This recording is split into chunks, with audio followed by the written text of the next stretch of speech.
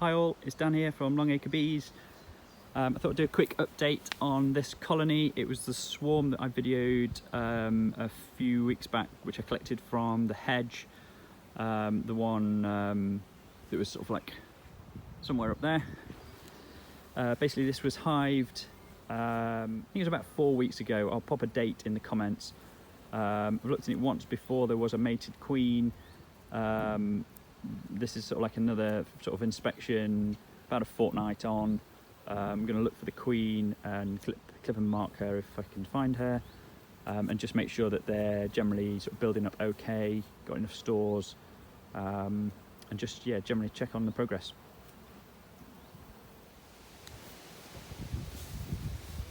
So smoker's lit, clean hive tool.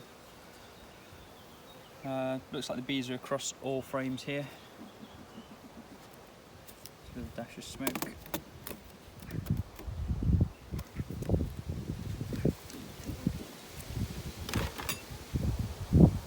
Yeah, they're doing really well, these bees. Often the way with a swarm, they're ready to establish a new colony, so they'll crack on to make new comb. They'll often draw out a hive a lot quicker than an artificial swarm.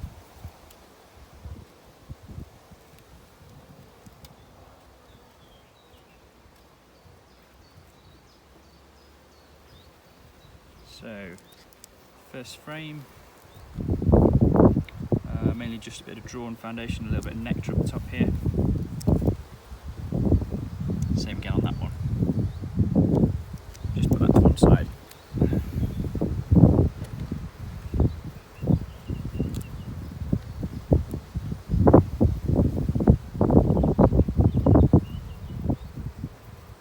So I think the last time we went in, the queen was laying on the first 3 or 4.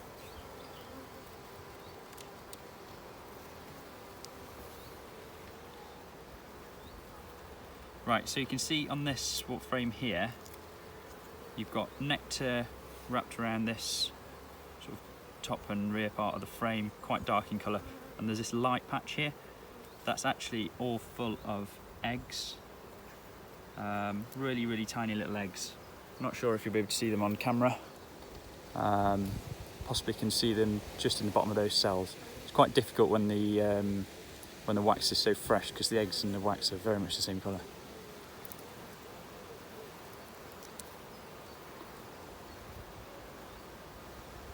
And the same on that side.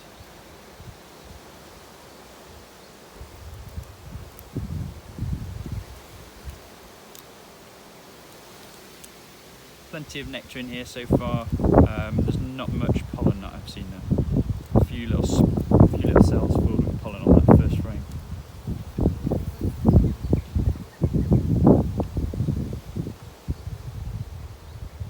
So, similar situation. The brood's a little bit sort of spread a little bit further across the frame on this one. Obviously, she's been working from this side of the hive in this direction.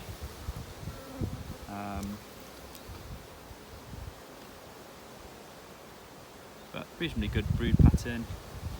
A few open cells, but again, I think I mentioned before, mainly in this sort of like zigzag pattern which follows the line of the wire in the wax.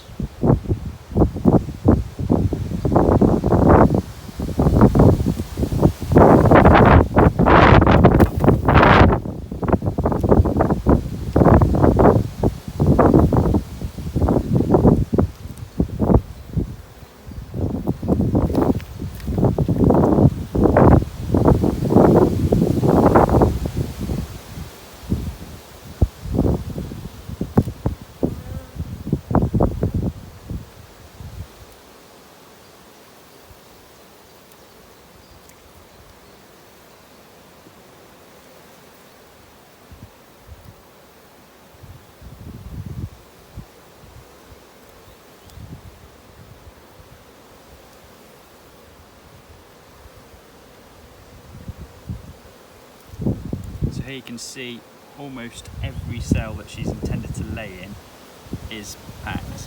In this sort of triangle here, you're missing 1, 2, 3, 4, 5, 6, 7, 8, 9 cells.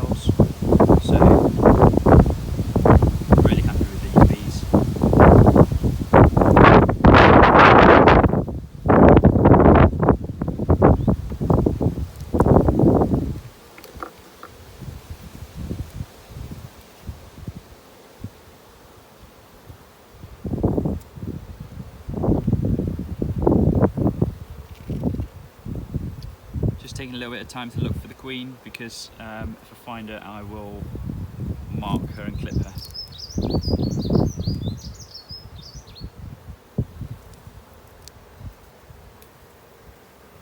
No sign of her on there.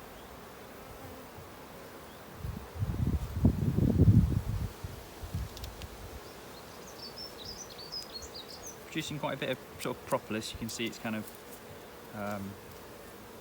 quite a sticky frame.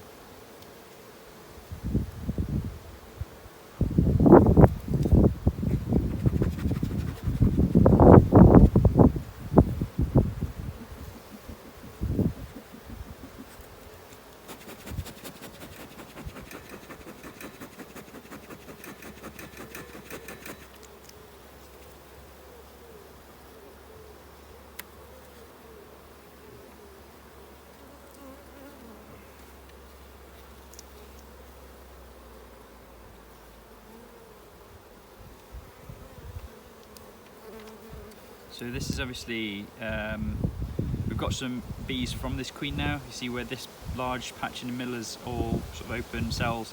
That would obviously have been the first brood, that the first eggs that she laid, the first brood that was brought on by the bees. They've now hatched. Don't think she's yet been back in there to lay eggs. Oh, she has in some. Yeah, there's some down here that's got eggs, some up here that haven't.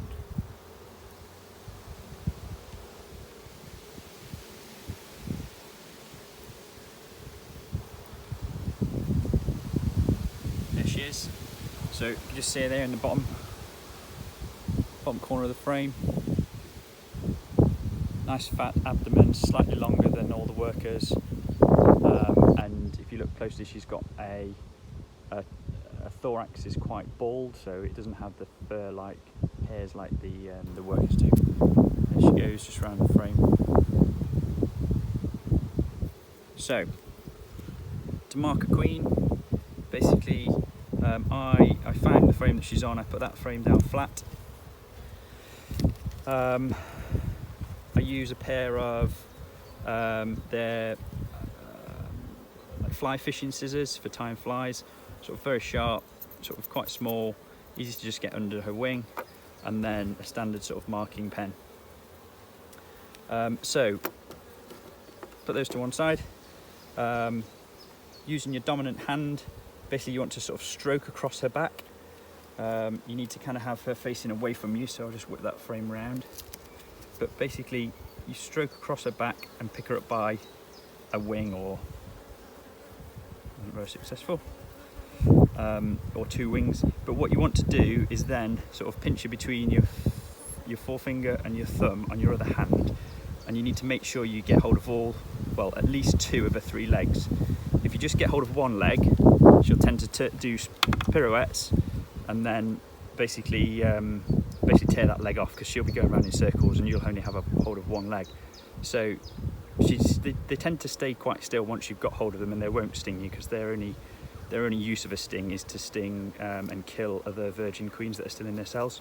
So using your marker pen, test it out in a frame just first to make sure you don't get a massive blob of ink that comes out, and then simply just put some nice round circle on her back. This year it's blue in the sort of standard queen marking colours, and then clip in. I only ever clip one wing, and I clip probably about half of a wing, maybe a smidge more. You want to really try and get rid of all the bees out of the way. So, well, I say a one wing, is two wings, because the bees' wings are in pairs. But essentially, put the scissors just under a wing and simply clip it off, so it's about half the length it originally was.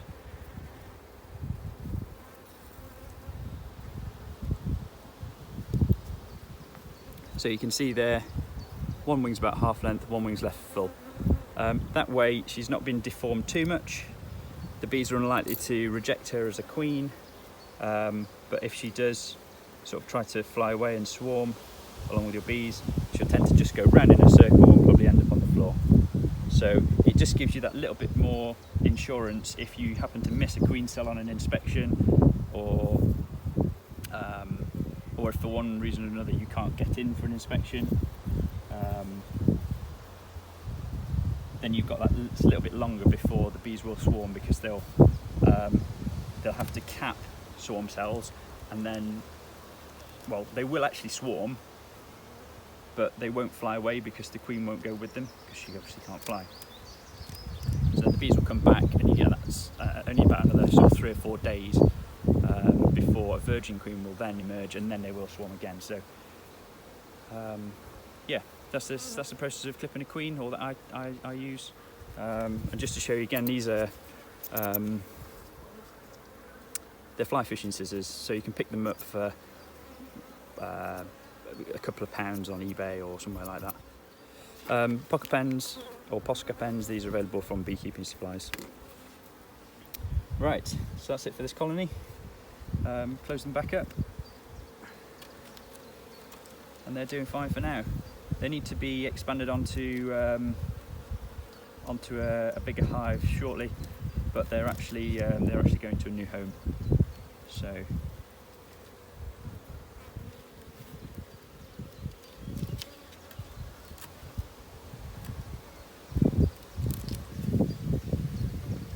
and if you're new to beekeeping and about to clip your first wings and mark your first queen, I would always advocate practicing on drones first. Drones obviously don't have a sting, so practice on those as opposed to your worker bees. And losing a drone or two isn't really going to cause you any trouble. Whereas obviously if you accidentally damage your queen, then you're in a bit of a mess.